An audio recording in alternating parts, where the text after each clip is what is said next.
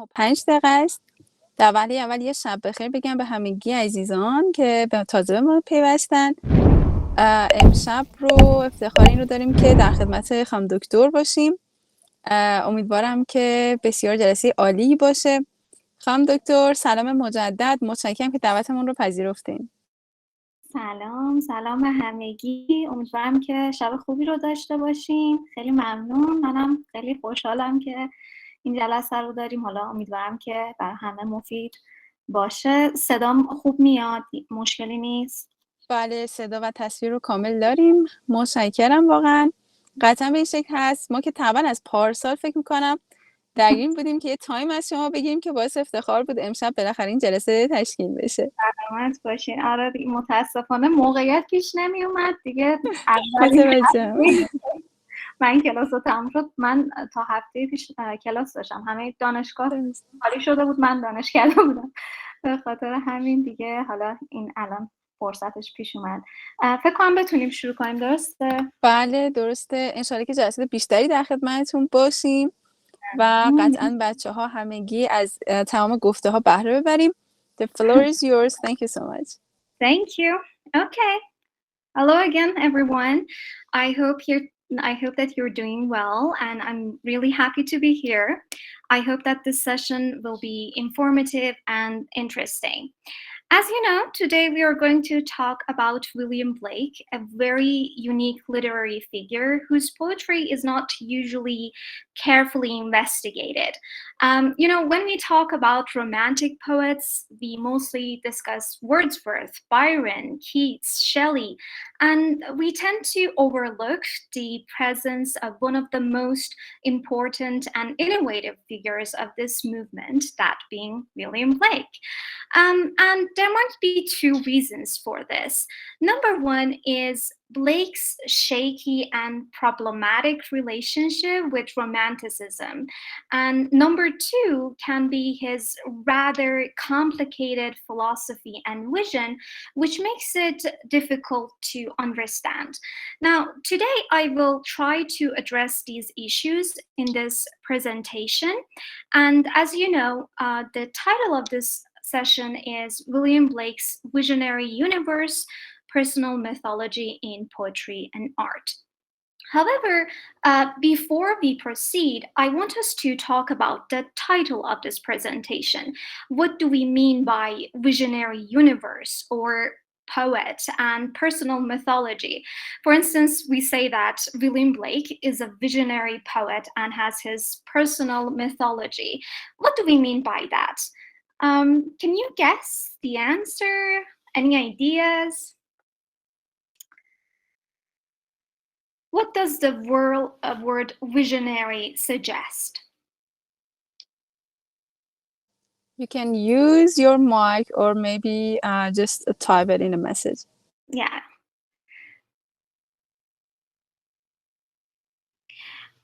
Utopia. We can say that there is a portrayal of some kind of world. Is it necessarily utopian? Sometimes it can be, yes. Sometimes we see this in Blake's universe, how he envisions this harmonious world. But it's not necessarily utopian. So it's a world within which we have some original stories and characters. We're going to talk about that. Peter says something which drives from the unconscious mind of the author. There is definitely a relationship between the psyche and the psyche of the poet and this visionary world that we are going to discuss. Yes, there is a relationship between these two items. Creative, yes. Creativity is a huge part of this visionary world. So as I mentioned, we have some original characters, original ideas, and that's why creating this kind of world demands creativity. Hossein says a profound imagination that transcends the physical world and moves toward mysticism and spirituality. Very good, yes. Spirituality, mysticism, these elements are definitely present in visionary poetry. So I want us to have a careful investigation of these concepts because the words visionary and personal mythology have broad connotations in literature and art in general, not just in Blake's mythology. So next slide, please. Let's break down these concepts. So, a visionary poet is someone whose work is characterized by several qualities, okay? First of all, their work has a prophetic quality. Now, what do we mean by this? It means that their writing often has a prophetic or revelatory tone, meaning that this type of writing tries to unveil hidden truths. So we are dealing with a kind of mystery, and that mystery is going to be revealed by the poet within this world. And this revelation usually takes place through imagination. So because of this, the poets place a high value on imaginative power, often seeing it as a way to access higher truths or realities. So the next quality is spiritual or mystical elements that you mentioned. The work of visionary poets frequently deal with spiritual or mystical or transcendental themes. I think you could see these elements within the first slide, the illustrations made by Bلیک. And these spiritual or religious elements within these visionary world are not commonplace or traditional. So what do we mean by this? It means that the writer or the poet tries to offer a different understanding, a unique understanding of these religious or spiritual concepts and issues. And because of this, the world that the poet portrays is a unique world. And this uniqueness is again achieved through innovative imagery. And the poetry of visionary poets often includes supernatural, or may I say even surreal imagery. And as I mentioned, we specifically see this supernatural quality in poetry and art of Bلیک. Just look at Blake's illustrations. But why do these poets do this? What is their goal? Well, mostly they have a transformative intent. It means that they are trying to change the reader's perception or understanding of reality. For instance, William Bلیک tries to have a novel reinterpretation of Christianity and the fall of humanity in general by having this visionary outlook. And he attempts to instill this new point of view in readers as well. Now, let's talk about personal mythology, which is a concept that is very much related to the idea of visionary poetry. Now, this is the definition of personal mythology. This is my definition. It's not a fixed definition. So I would say that personal mythology refers to a coherent system of symbols, narratives, and ideas that an artist or writer creates to express their own worldview. So the poets who have personal mythology within their works create an original cosmology, create a unique universe or world system, and this world has its own creatures, has its own beings and origin stories or laws. Sometimes this world can be utopian, as I think Yaresh mentioned, but it's not necessarily utopian. So to create this original universe, the writers and poets use repeating symbols. And these symbols or objects carry specific meaning within the artist's work. So we need to understand these symbols in order to understand the whole work, okay?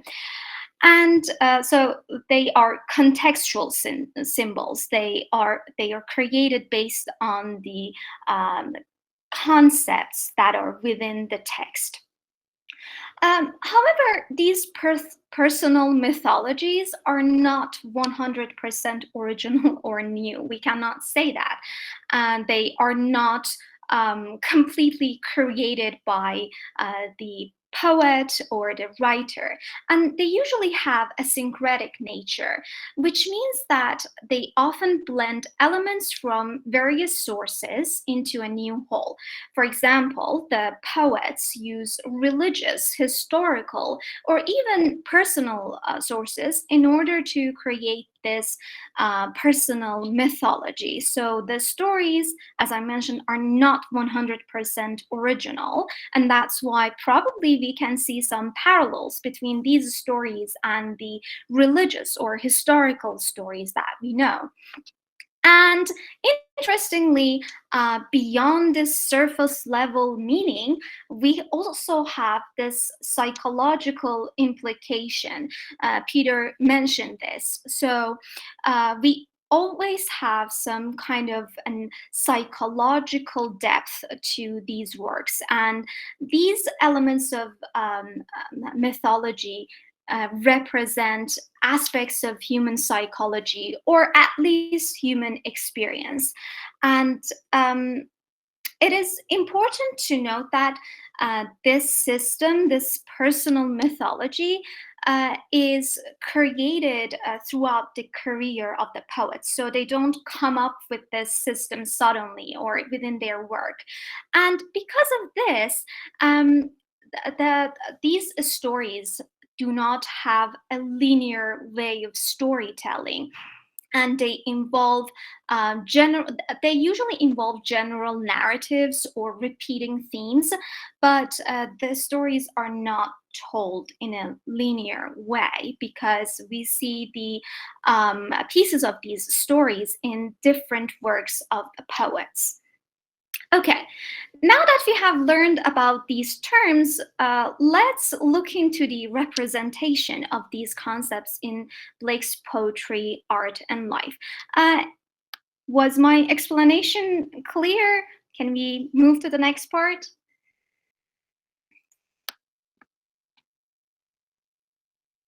Okay, so interestingly, Blake had this visionary quality or visionary roles from a very young age.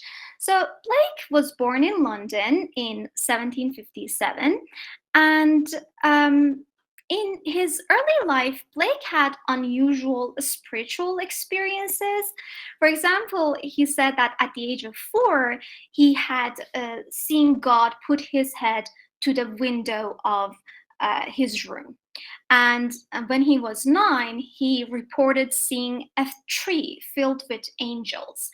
Now we know that these visions later on evolved in his work and shaped his artistic and poetic vision throughout his life.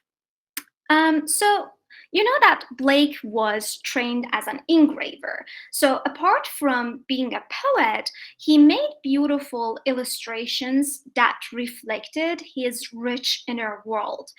And Blake developed innovative printing techniques that allowed him to combine text and images in unique ways. This synthesis of the visual and the verbal became a hallmark of his work. This is something that is very prominent about Blake, and we can see this quality in his works such as Songs of Innocence and of Experience. So in the next slide, we can see the examples of this synthesis. So we have a text, and we have a visual representation of that text. And usually there is some kind of connection between the thing that is written and the image. So maybe it's not always a direct connection, but there is a kind of harmony between the image and the text. So Let's go to the next slide. All right. Now, as I mentioned before, Blake is commonly seen as one of the 6 prominent poets of the Romantic movement. But the question of William Blake's status as a Romantic poet is a subject of debate among many literary critics. This problem in classification of Blake arises from several factors. Let's explore both sides of this argument. First, let's answer this question. Why is Blake seen as a Romantic poet? Okay? So, first of all, we have the matter of timeline. Okay? Blake lived and worked during the Romantic period, which was the late 18th and early 19th century. And like other Romantics, Blake placed supreme importance on imagination and creativity. Again, something that we see in Romantic poetry. And we see that in his works, he celebrates individual vision and experience, which is, again, a key Romantic trait. And even though natural scenery or natural imagery is not the central issue within Blake's poetry, Blake does include vivid natural imagery, and because of this, he also has this criticism of industrial society.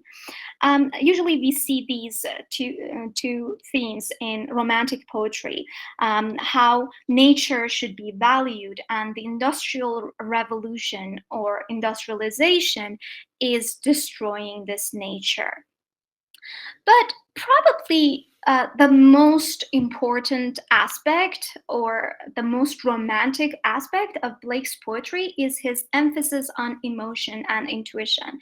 Blake valued emotional and intuitive understanding over pure reason, which is a very romantic stance. So he saw the dangers of sheer reasoning and he valued emotionality, or at least restrained emotionality over pure reason. Okay, so let's answer the next question. Some critics disagree with this classification. Why don't they see Blake as a Romantic poet? One reason for this is Blake's unique mythology, which we are going to discuss today. Blake's complex personal mythology sets him apart from other Romantic poets who often drew from nature or classical myths. So usually in the works of other Romantic poets, we have this classical mythology as inspiration or nature as inspiration. But Blake doesn't do that. He is inspired by these classical myths, but he changes them so much that they become personalized, that they become unique. Also, Blake's integration of visual art with poetry was unique among major Romantic figures. And the other reason can be Blake's religious and philosophical perspective. While being spiritual, Blake's unconventional religious views are very much different from the traditional approaches of many Romantic poets. And again, probably the other issue can be the stylistic differences. Blake's poetic style, especially in his prophetic books, is often more complex and obscure than that of his Romantic counterparts. And as you know, most Romantic poets strive to achieve simplicity in their poetic language.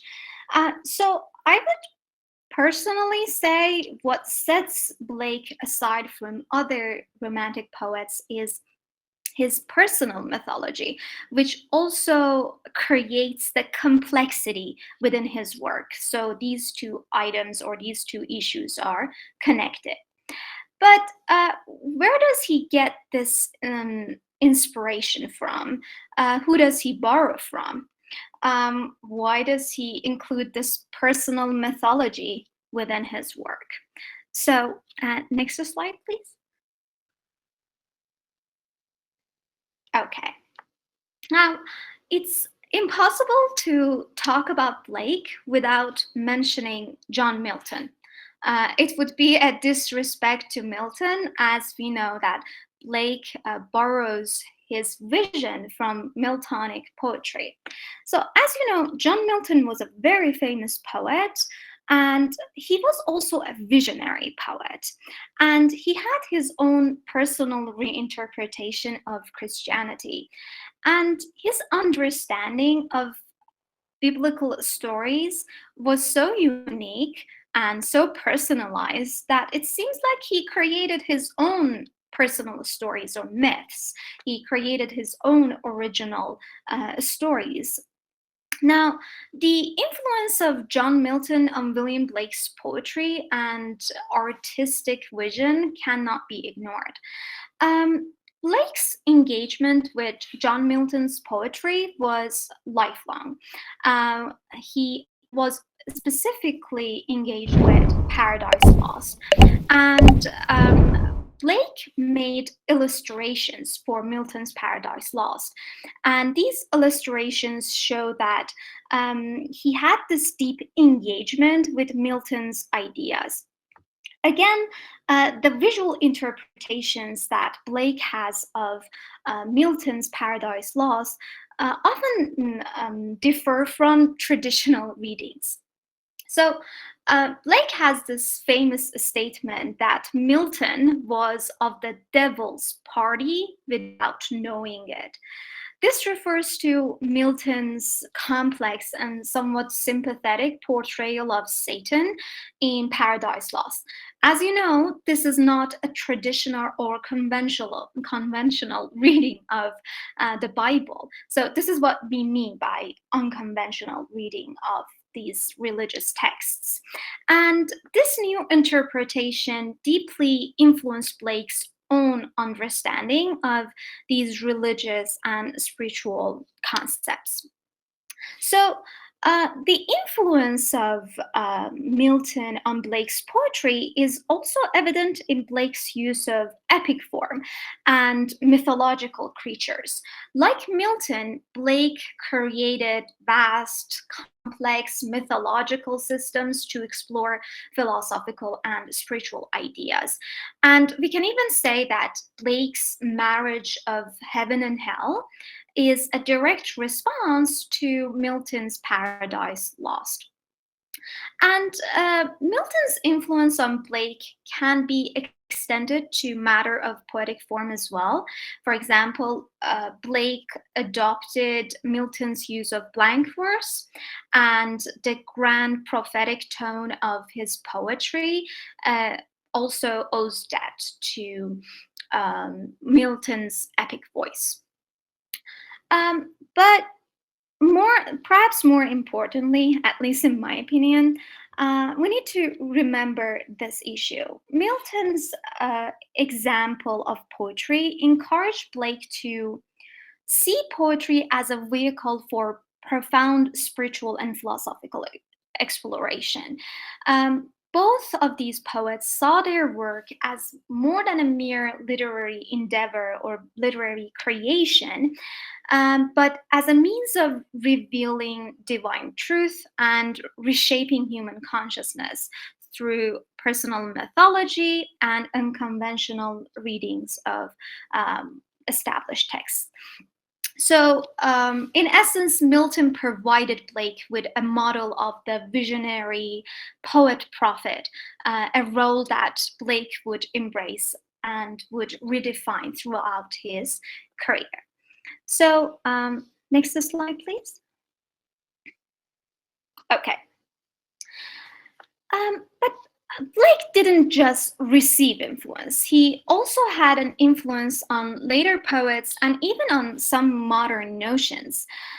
Interestingly, his integration of text and image predicted modern graphic novels and multimedia art. So you have probably read comic books or graphic novels. We cannot say that Blake invented this genre, but his work was a precursor to these modern styles. Also, Blake's mystical visions and exploration of psyche influenced the symbolic movement, and some critics even say the surrealist movement. And this is because of the symbolism within Blake's work.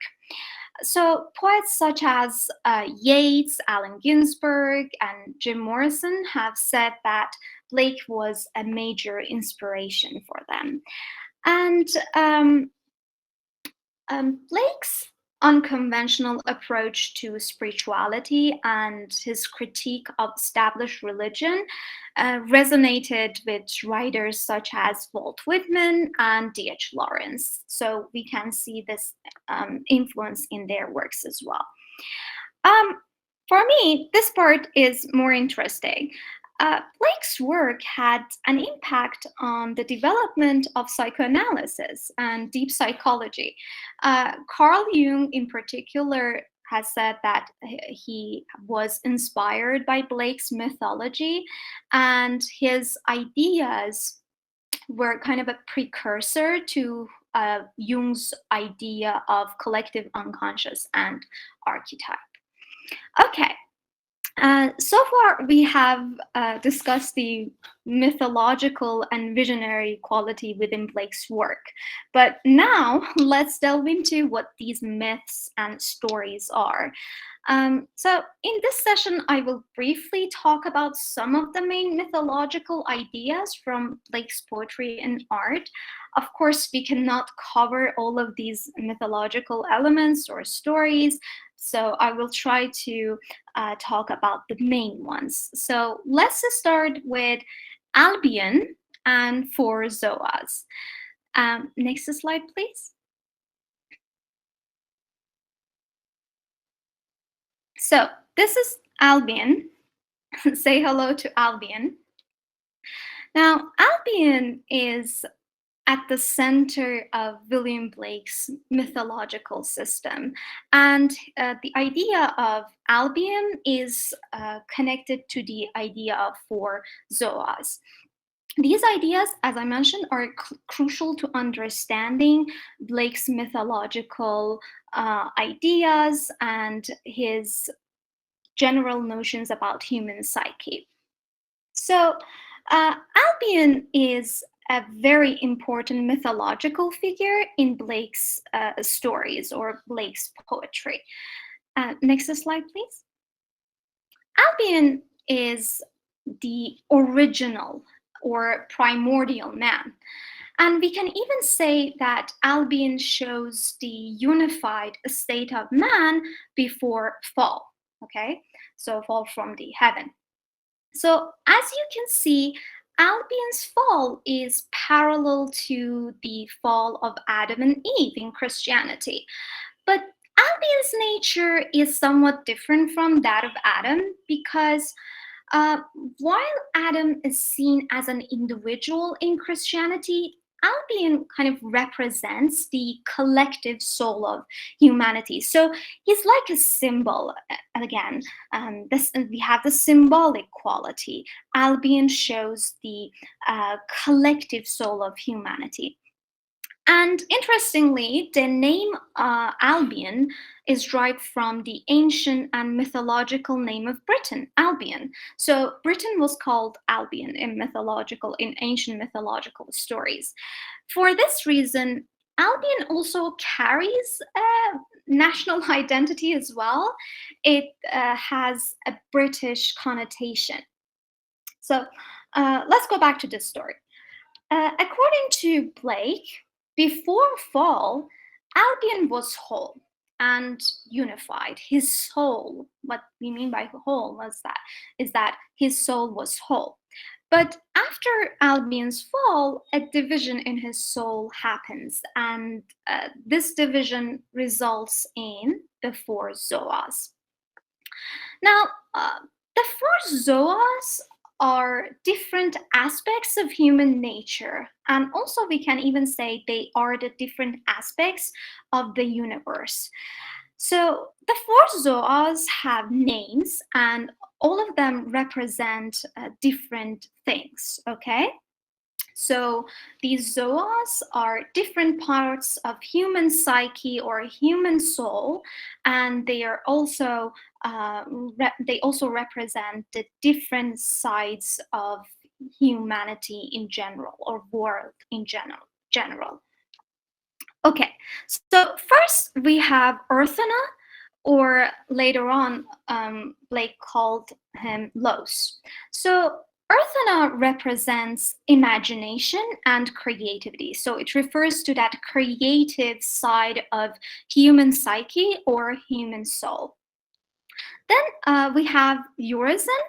Urizen represents reason and law, so that it is that rational and logical side of human psyche. Then we have Luva.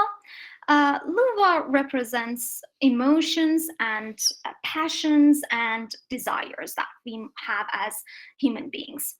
And the fourth part is Tharmas. So Tharmas represents the physical body and sensation. In Blake's mythology, these four entities, or these four parts, were originally united within Albion. So before fall, these different elements, these various entities were within Albion. But after the fall of Albion, we have the separation of these four aspects, which leads to conflict and disharmony. So on the right, you can see how Blake represents this whole system. So we have the human soul, and we have these four zoas. And these four zoas are within circles. They are interacting with one another, but they are in a divided state. So the relationship between the zoas are, sometimes there is a sense of harmony between these zoas, sometimes there is a sense of conflict. And this mirrors Blake's view of internal conflicts within human psyche. I guess now you can see why Blake had an impact on the field of psychoanalysis. The four zoas, we can say, basically stand for conflict sides of human psyche, which we can even see in Freud's work. Okay, any questions so far? Is my explanation clear? Yeah, it's crystal clear, actually. Thank you so much. Okay, good. So let's move to the next. Elham, I think she has a question. Yes, Elham. Yes.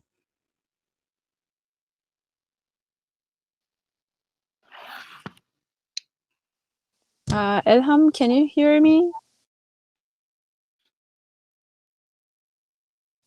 Maybe accidentally she just raised hand.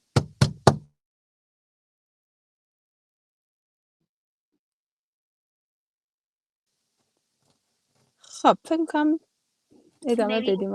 آره. Yes, You can it may be an accidentally. All right. So next slide, please. Now, let's briefly talk about these zoas. So on the left, we have Earthana, or Los. In Blake's works, he emerges as a hero, and he is the embodiment of creative imagination. So Los, or Earthana, strives to reunite the fragmented aspects of Albion through his artistic labor. Blake everything identified himself with Lost, because this is what Blake strived to achieve in his work. So he tried to create this internal unification or harmony by creating artistic works. Artistic works, sorry. So this is what Earthana is trying to attain. Now, on the right, we have Urizen. Urizen is often portrayed as a bearded old man with measuring tools, and he embodies reason detached from imagination. In many of Blake's works, Urizen is cast as an antagonist to Earthana, and he represents the oppressive systems of law and conventional religion. He attempts to impose order on these different zoas, and this results in stagnation and spiritual death. So in a way, Urizen is trying to dominate these other zoas, and they're not happy about it. Now, we can see Blake's romantic sensibilities in relation to Earthana and Urizen, because he sees the use of sheer reason as something that can be potentially dangerous and limiting.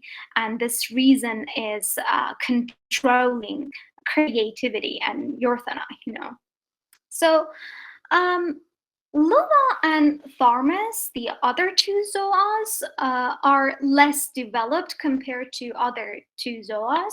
That's probably why we don't have a clear picture of them. So Lula is associated with emotion, and he's even linked to Jesus Christ in Blake's system. He represents both the potential for love and dangers of uncontrolled passion. So he can be dangerous, again, because of that uncontrolled and unrestrained emotionality, but at the same time, he is needed in Blake's mythology. So Tharmas is the least defined of the zoas. He is marginalized by Blake, and he represents the physical world and the body. And usually this zoa struggles against the dominance of other zoas.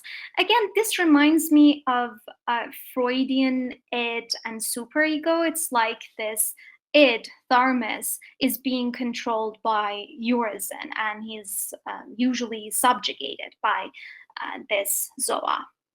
So the concept of Albion is equally crucial to Blake's vision. So Blake wished for the reintegration, of these fragmented aspects of the psyche, and he believed that real salvation was within this reunification of the four zoas. So we can say that it's kind of a utopian ideal, that creating harmony and unification within human psyche and world in general. So this is, as you can see, a very unconventional spiritual message. And because Albion is also representing Britain as a whole, we can say that Blake is also implying that England is in need of spiritual reawakening and unification, and the awakening of Albion becomes synonymous with spiritual regeneration on both an individual and national level. So, next slide, please. Okay, now that we have talked about the notion of Albion and four zoas, let's discuss another important idea in Blake's mythology: innocence and experience. You probably have an inkling about what these ideas mean in Blake's poetry. One of William Blake's most famous and influential ideas is his exploration of these concepts. This concept is most prominently shown in his collection Songs of Innocence and Experience, but these ideas are present in his other works as well.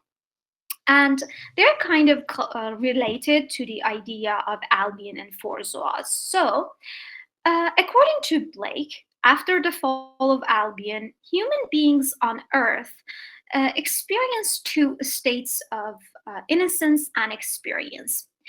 But what does he mean by that? So, in Blake's philosophy, innocence is not just ignorance or lack of knowledge. It rather represents a state of unfiltered, pure perception and harmony with the world. This concept is mostly portrayed by children in Blake's philosophy. So, innocence in Blake's philosophy has certain characteristics. The first one we can say is purity of vision.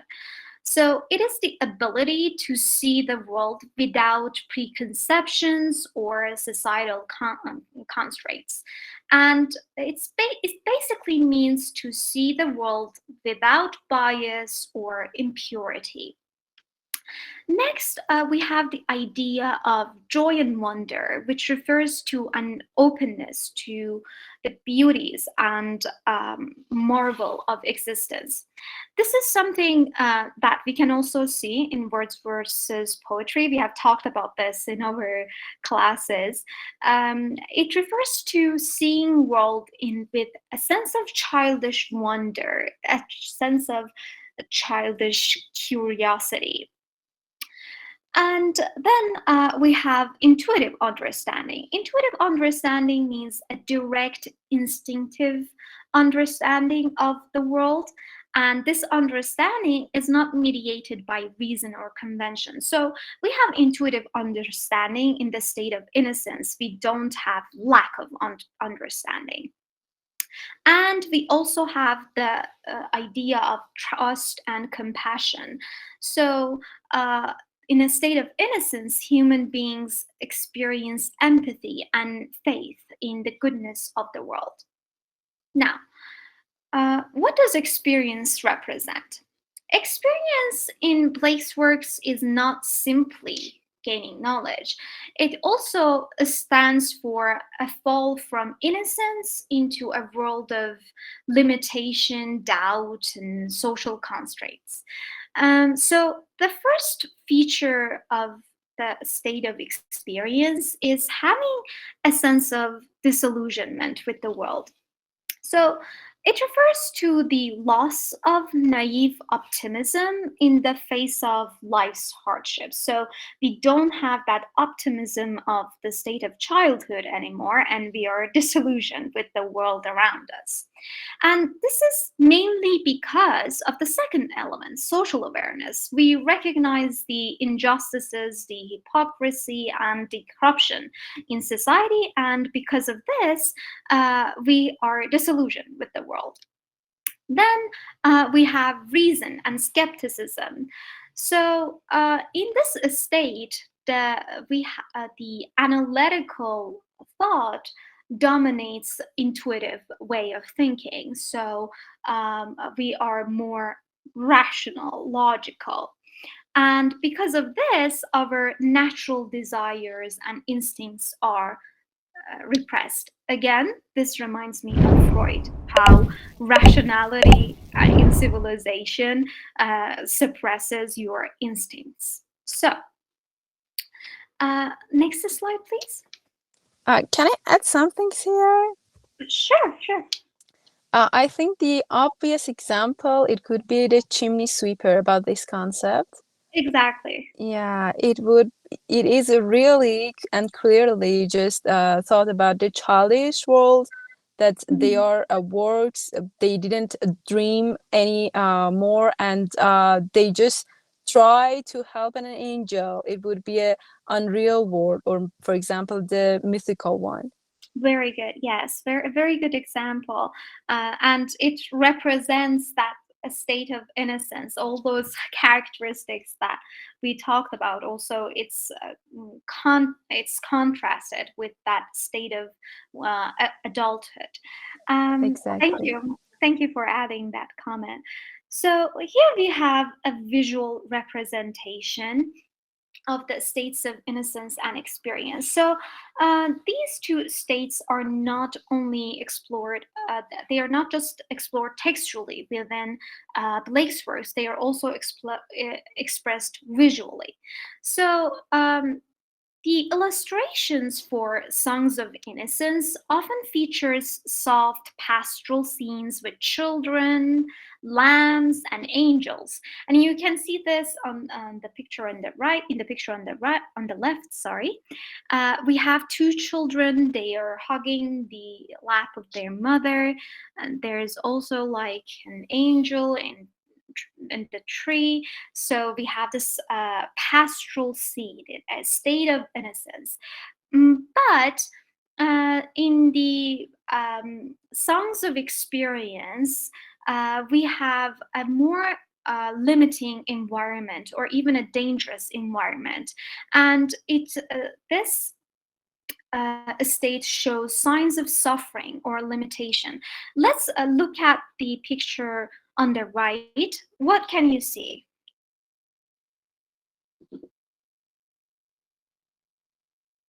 How does this picture show that state of experience according to Blake? It's mixed of it, I think. For example, it's caring, dangerous, I don't know, the kindness, maybe like the angel upstairs, or yes, everything is clear. Very good point. Yes. So we have these overpowering creatures. So, and we have the limitation of a man who is facing with these creatures, with these more powerful beings.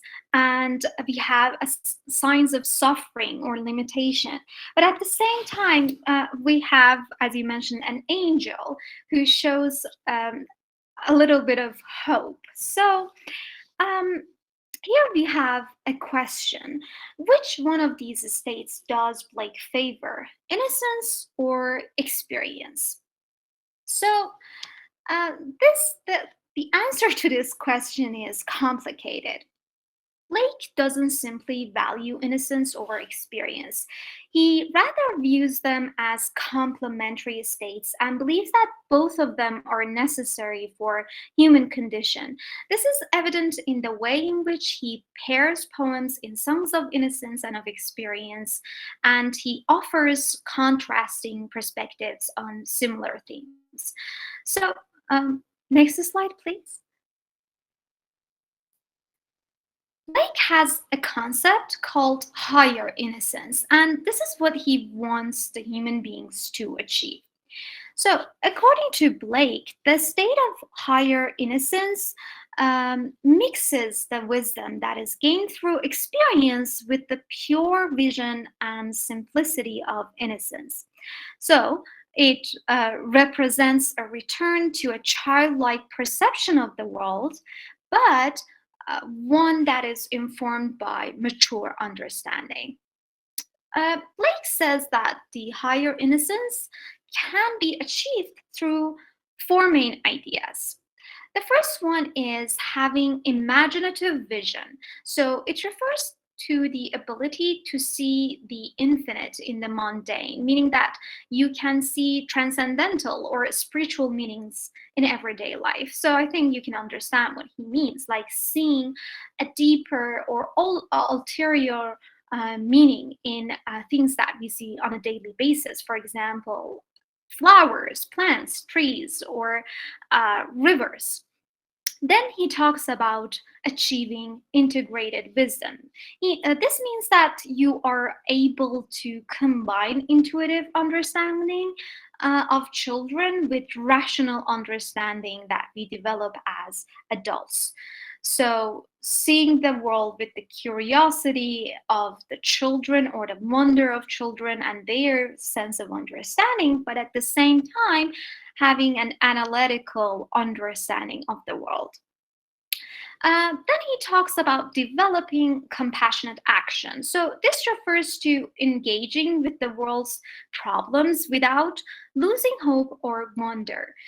This is what we usually see in most of Blake's poems. So he says that we should always remain hopeful and optimistic about solving issues that we see on a daily basis, even if it means solving very small issues like saving an animal or a bird.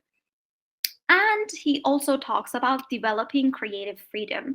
It means breaking free from mental and social ideas to achieve true creative expression. This idea, as you can see, was also mentioned in relation to the notion of four zoas, and we saw that Blake valued los or orthona. Okay, now I want you to pause for a second and think about the similarities between the idea of four zoas and higher innocence. What are they trying to promote? What is the ultimate goal of Blake in developing these ideas? Because both of these ideas are talking about one central issue. Can you guess what it is?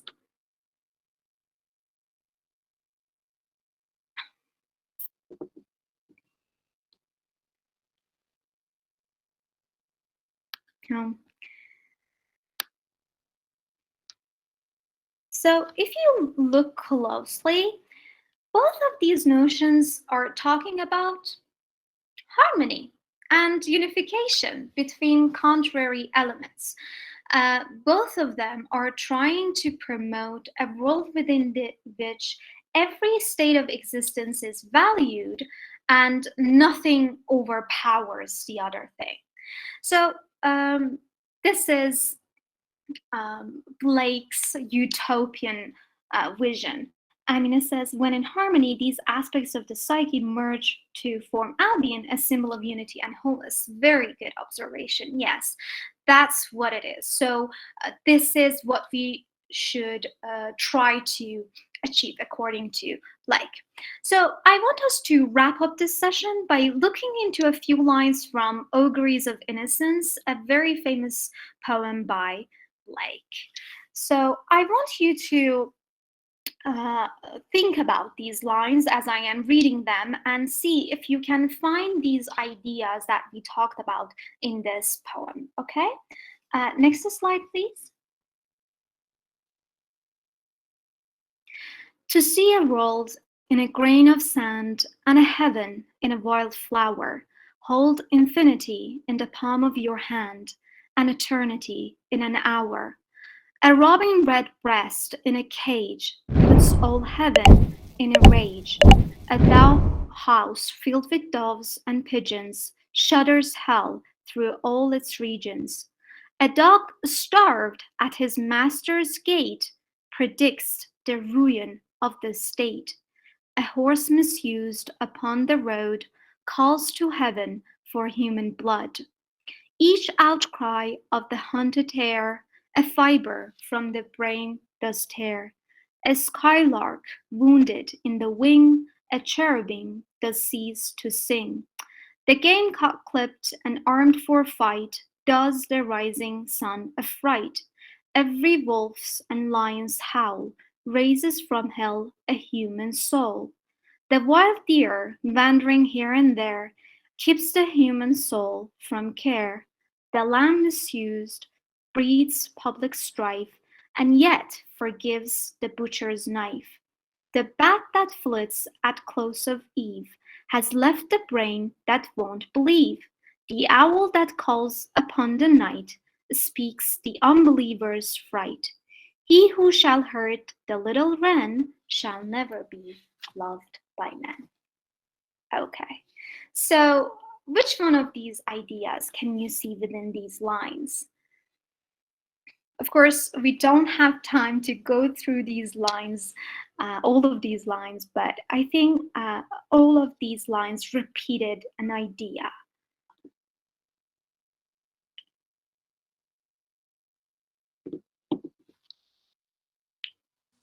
I think the Albion and Forzoan, it was here, obviously we can see it. And of Mhm. course, just one of our friends just read it here, Parvane, yes, this is the exact role of innocent of the world where Mhm. all wants to seem experienced. The innocent soul will recognize what exists in the realm of the whole natural universe. Exactly. Very good. And I mean, it says interconnectedness. Very good. So, as you can see, these lines refer to the interconnected nature of the world and how harmony is needed in this world of disintegration. Yes, the state of achieving the state of higher innocence. So the poem's famous lines, to see a world in a grain of sand and heaven in a wild flower, invite us to perceive the profound connection between the minute and the cosmic, the earthly and the divine. So throughout the poem, we see that Blake juxtaposes these seemingly contradictory elements. And he says that true wisdom lies in recognizing the unity underlying apparent oppositions. And we see how the poet says that if you, for example, a dog is starved at the master's gate, the estate is also going to be ruined. So everything is connected.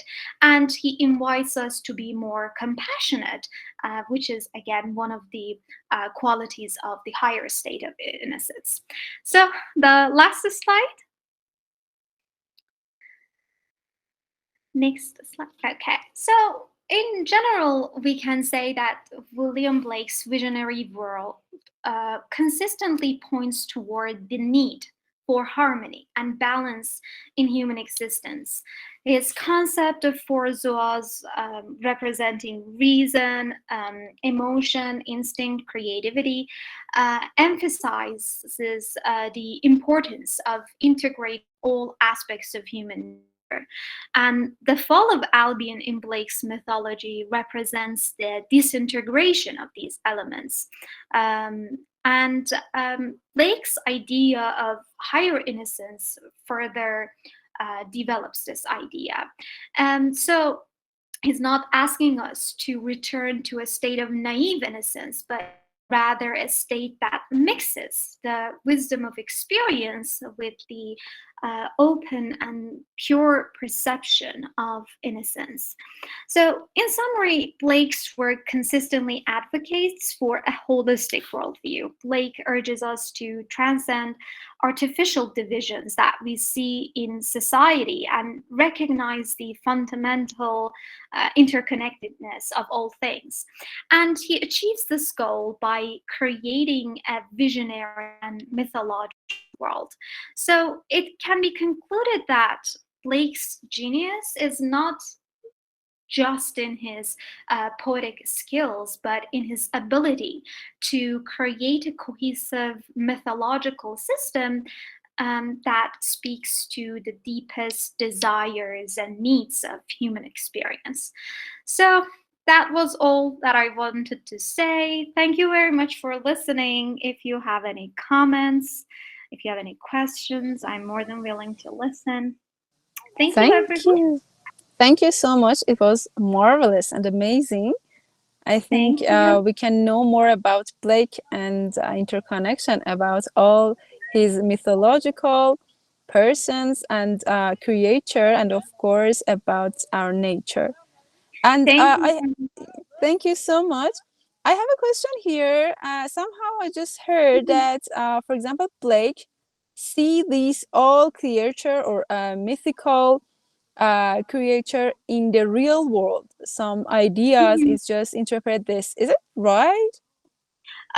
We can say that It's right, because Mhm. even from his childhood, he said that he saw angels in a in a tree, right? So Uh-huh. I would Yeah. say that he was having a literal, understanding of these creatures, but he was having an imaginative view of these real things. So because we constantly see that he is referring to the use of imagination, so I would say he, in his mind, transform these commonplace daily items to a more imaginative ideas. So, yes, in a way, he blends both of these two worlds. So, Thank you. Great. Yes, Parvana, do you have question? Hello there. Thank you for giving me this time. Actually, I have an inner question from you. Thank you so much for your vivid explanations.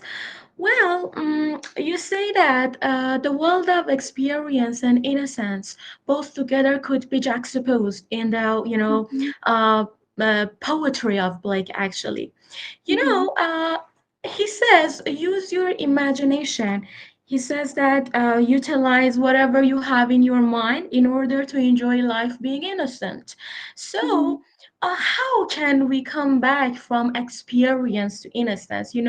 As Freud exclaims sometime, if we try to break down a taboo, in the real world, we become a part of that taboo. So mhm, how can we become innocent and enjoy the world in the right way after we are experienced? mhm. A very good question. So, I think Blake, in his own heart, knows that a complete return to a state of innocence is not possible. We can actually see this as in one of his illustrations. So, there is this child that is holding a pen. And he is pouring the ink into a very clear river, and that illustration is about losing innocence and how this river is contaminated by that ink, and you cannot completely erase that, can you? uh, but we can have partial return to that state, and complete revert to that state of innocence is not even desirable in Blake's poetry. As I mentioned, he is talking about having both of these worlds. So for Blake, the answer is imagination. And we can see this in the idea of four zoas. So use your imaginative and creative power to attain that state of innocence. So, uh, for example, we can see this in children, how they look curiously at flowers, right? So for them, it's something new. So we can have that, we can practice having that state of curiosity. But I don't think it is completely possible, as you mentioned, when you experience the state of experience, it's hard to completely go back to that original state. And Blake knows that. And he knows that it's a struggle. We see this struggle throughout his work, how he tries to uh, create a harmony between these different elements, between everything, but he knows that complete sense of harmony is not attainable. It is desirable, but it's not completely attainable. Something that Thank it you would so be a much. utopia. Mm, Yes, again, a utopia that Mm. he doesn't, I don't think he believes that it is attainable, because we see the state of struggle in the Zoas, right? All of them are constantly fighting with one another. So, no, it's not possible. So, any other questions? Thank you so much. So I guess that we could say Blake also has a kind of religious point of view. So it's like being baptized after being a sinner, you know? For Mhm. example, it means that even Lady Macbeth could wash her hands and become purified and baptized and start being a, innocent person in the new life. Am I right? Yes, there is that potential, right? Uh, but again, the Lady Macbeth is not going to be completely, probably clean, right? There's going to Sure. be some stains, but she can be reintegrated to a more decent state, at least in philosophy. Thank you so much. Thank you, Parwana. Okay. Thank you Uh, so much. It was thank amazing and enjoyable, of course. Thank Thank you you. very much. Thank you everyone for listening.